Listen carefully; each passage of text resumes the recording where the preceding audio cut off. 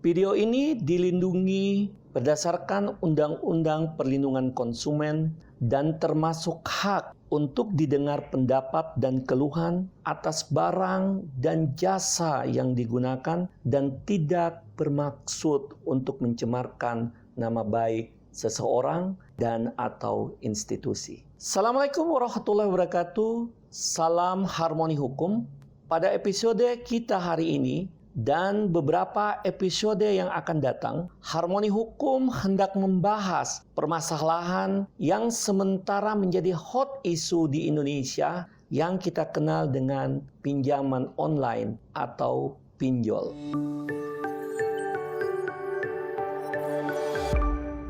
Pada episode ini kita akan mendengarkan salah satu konsumen yang memanfaatkan pinjol dan kemudian terjebak di dalamnya, dan tragisnya si konsumen mengalami teror, telepon dan direct message, termasuk di dalamnya kontak-kontak telepon yang dimiliki sang konsumen.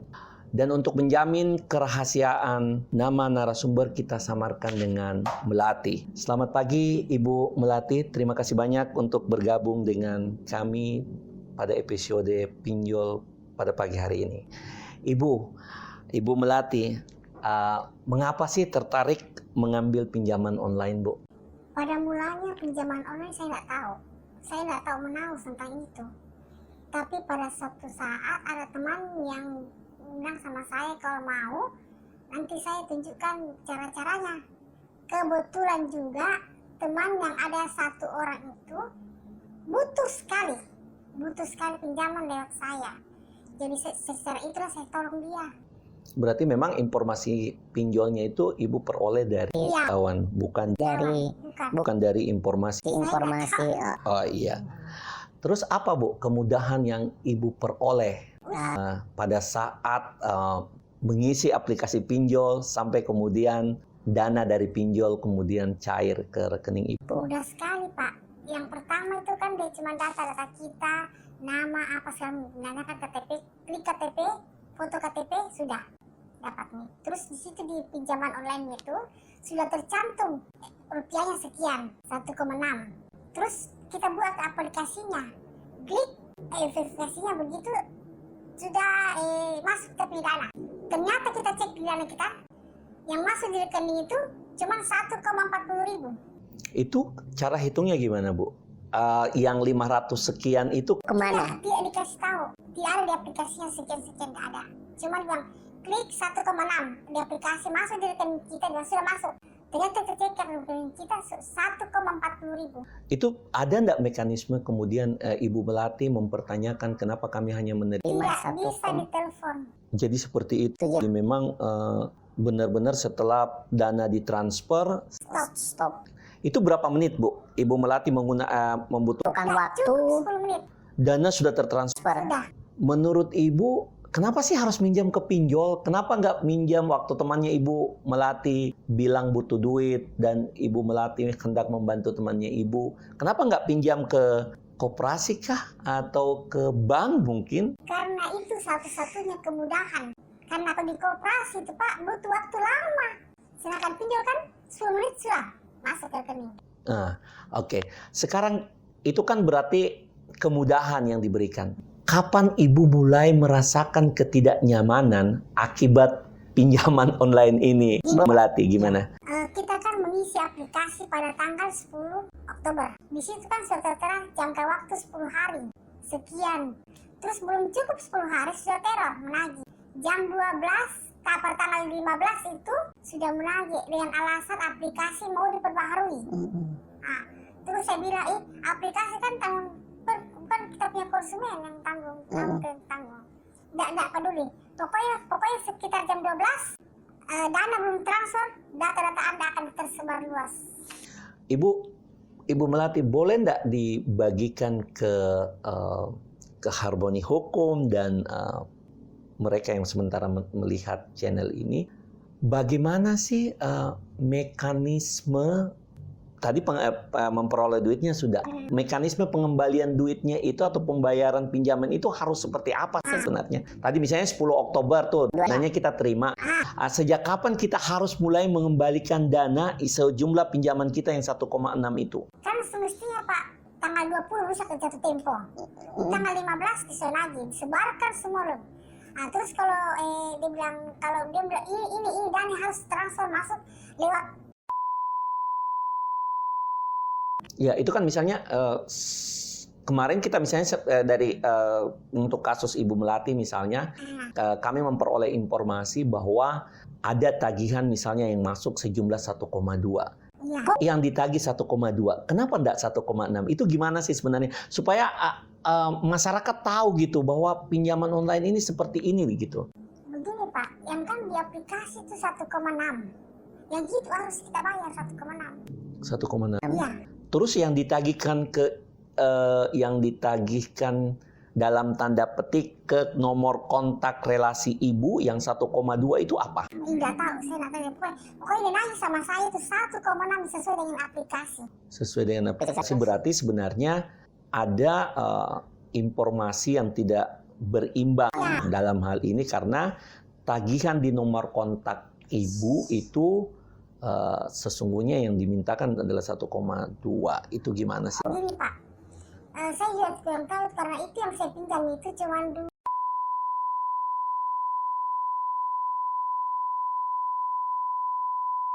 Tapi saya tidak tahu kenapa yang datang bertubi-tubi. Yang saya tidak kenal itu aplikasi. Begitu Bu ya. Terus saya bilang, kok saya nggak kenal ini aplikasi, kenapa ada bersama saya lagi? Apa? Saya bilang, kenapa bisa begini? Terus cek teman bilang, oh begini, satu pohon itu sudah bercabang dia punya. Jadi kita punya bisa saja pencurian data Pak. Oh, jadi ada indikasi terjadi pencurian data. Wah, ini isu hukum yang menarik sebenarnya kalau sudah masuk ke area pencurian data. Saya itu hari waktu masih aktif saya pilih telepon. Aplikasi dia tuntut saya mengembalikan uangnya, tapi ternyata di rekening saya tidak ada uangnya masuk. Oh, seperti itu. Jadi ada data yang tersebar, data ibu yang di pinjaman online itu yang kemudian tersebar di. Ibu kira-kira gini Bu, sebelum kita bicara banyak tadi tentang data itu mungkin sebentar saya akan ngomong tentang data, nanyain ke Ibu Melati. Ibu Melati boleh cerita ke kami enggak, ke sahabat Harmoni Hukum, teror apa sih yang Ibu rasakan? Itu penting juga, teror itu kan seperti menakutkan banget gitu. Itu gimana sih itu? Dia bilang saya dicari maling strip buronan, nama sekian, nomor HP-nya sekian, pekerjaan maling. Itu. Pertama-tama kan saya tidak Google, saya dah pasti. Tapi saya pergi tempat bertubi-tubi datang SMS. Kok di mana sekarang? Saya di kantor teman-teman. Saya di kantor kok di kantor saya ada begini kisah. Oh, saya tahu itu pinjaman online ilegal. Dari teman bilang, oh pantas begitu saya. Ya, begitulah. Terus apa artinya? Saya bilang, semua pimpinan saya sudah kirimi WA, bahkan telepon. Saya bilang tenang, saya sudah diproses kok. Ya, Ibu Melati, kira-kira langkah-langkah apa sih yang Ibu mau lakukan agar teror, tagihan atau apapun namanya lah pinjol ini berakhir, Bu? Karena ini kan pasti akan sangat mengganggu sekali kehidupan pribadi Ibu dan keluarga. Saya kan kerja. Saya sudah melapor. Bahkan Ibu cerita, udah apa? Saya kira 1,6 miliar kepinjam. Terus dia bilang, Ibu, silakan Pak, bisa diproses selanjutnya.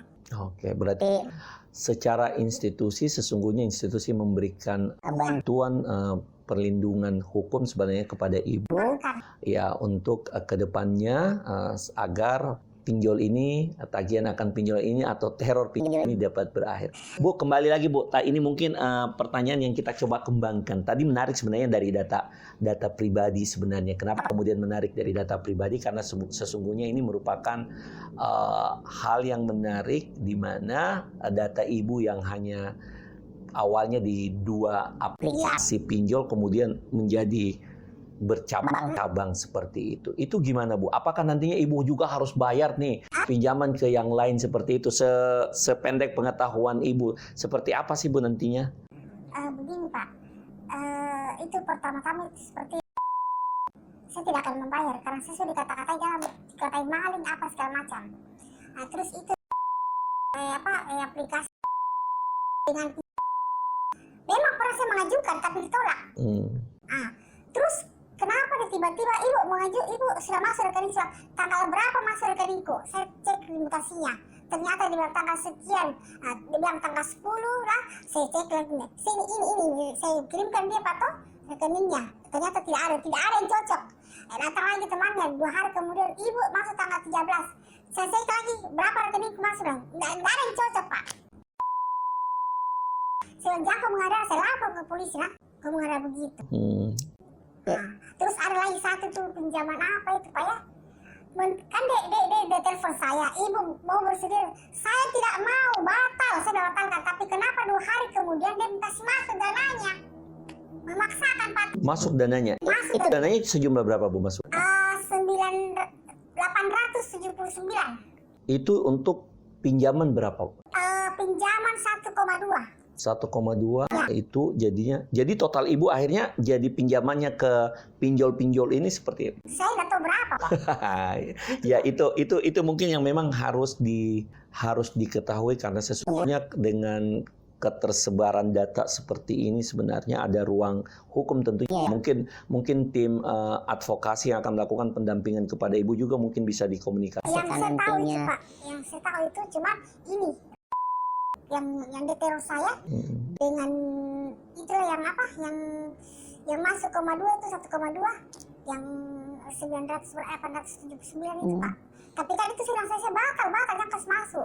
Tapi kasih masuk. Dan itu kita tidak bisa mengetahui bagaimana cara mengembalikan dana. Jadi dia harus tetap utang. Dia bilang, ibu sudah ambil dana saya. Loh, siapa minta sama kau? Saya bilang batal, toh kok tetap masih masuk. Iya.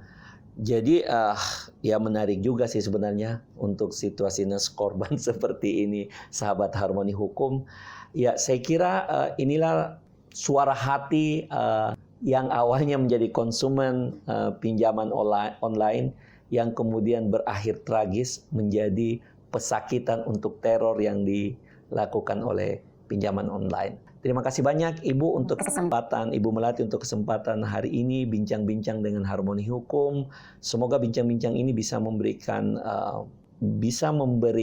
warning sebenarnya atau peringatan bagi setiap orang untuk lebih aware dan hati-hati dalam menggunakan ataupun kalau kemudian membutuhkan duit, hati-hati terhadap pinjaman online, khususnya pinjaman online yang bersifat ilegal. Sahabat Harmoni Hukum, setelah episode hari ini yang memfokuskan pada sisi korban, maka nantikan episode berikutnya dari sisi pendapat ahli hukum atas pinjaman online. Terima kasih. Salam Harmoni Hukum. Ciao.